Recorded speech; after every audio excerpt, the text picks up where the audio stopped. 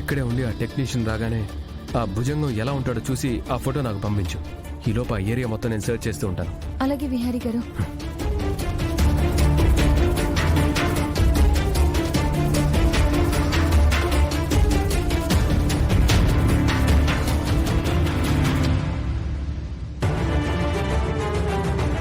అమ్మో, ఇప్పుడు ఆ భుజంగం ఎలా ఉంటాడో తెలిస్తే బాబు ఖచ్చితంగా వాణ్ణి పట్టేసుకుంటాడు. ఇప్పుడెలా?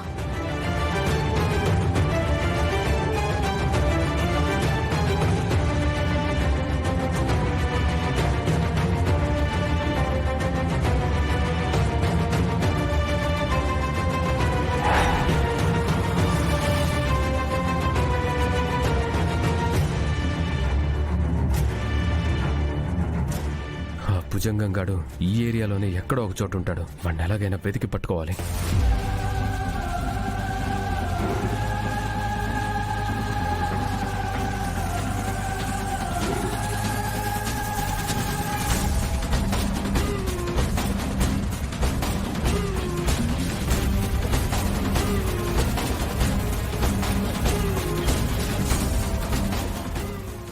సంధ్య గారు, ఇతని గడ్డం తీసేసిన ఫోటో ఉంటే ఇతని మనం ఈజీగా ఐడెంటిఫై చేయొచ్చు కదా?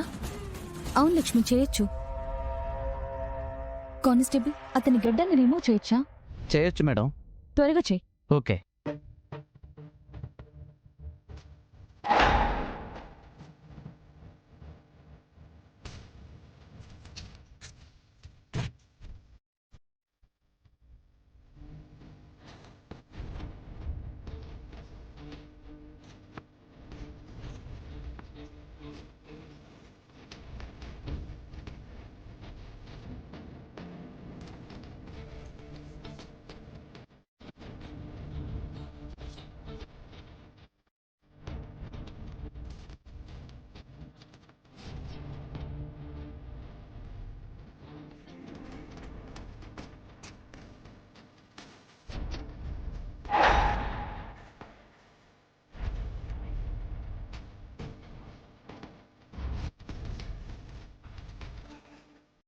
మేడం, గడ్డం తీసేసిన ఫోటో వచ్చింది, ఒకసారి చూడండి.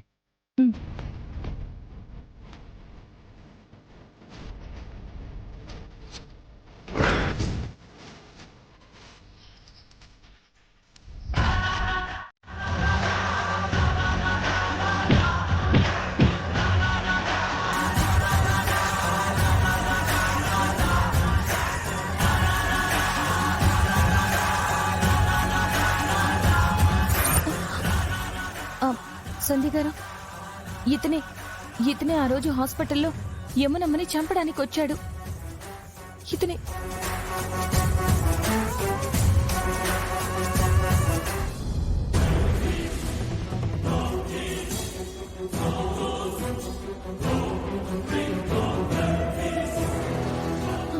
సంధ్య గారు, అతని ఫోటో త్వరగా నాకు పంపరా? కానిస్టేబుల్, ఈ ఫోటోని మాకు షేర్ చేయి. అలాగే మేడం.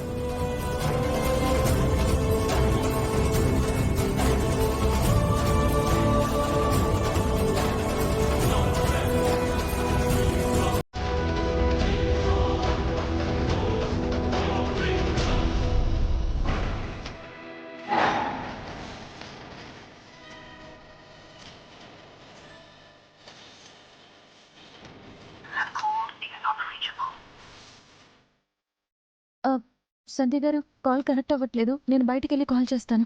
సరే.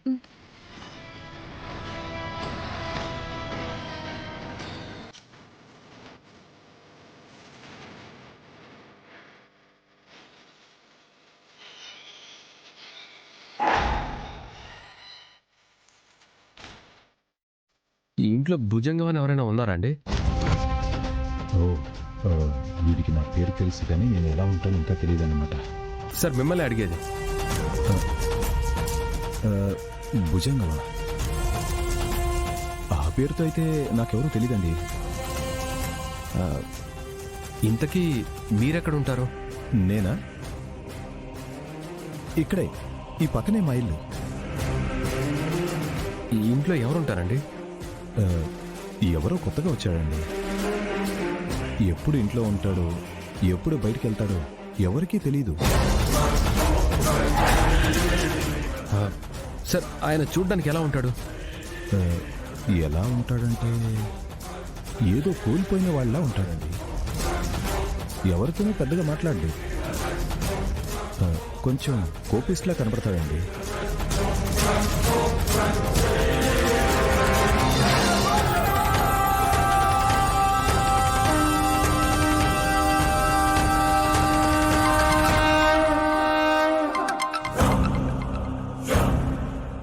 కనకం చెప్పు. ఆ భుజంగం ఎలా ఉంటాడో ఫోటో ట్రేస్ అవుట్ అయింది విహారీ గారు. అవునా? భుజంగం ఎలా ఉంటాడో తెలిసిందా?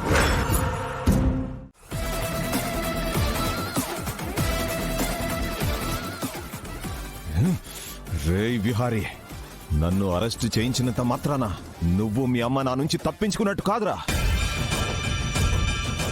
నాకు ఈ జైలు గోడలు కొత్త ఏం కాదు. నన్ను జైల్లో వేసినంత మాత్రాన నిన్ను నీ ఫ్యామిలీని వదిలేస్తాననుకోకు. నీ అంతు చూస్తా.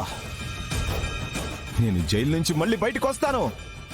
అప్పుడు నీ మీద మీ అమ్మ మీద పగ తీర్చుకుంటా. ఏయ్, కోర్టు బయట అలా అరవకూడదు. కారెక్కించండి.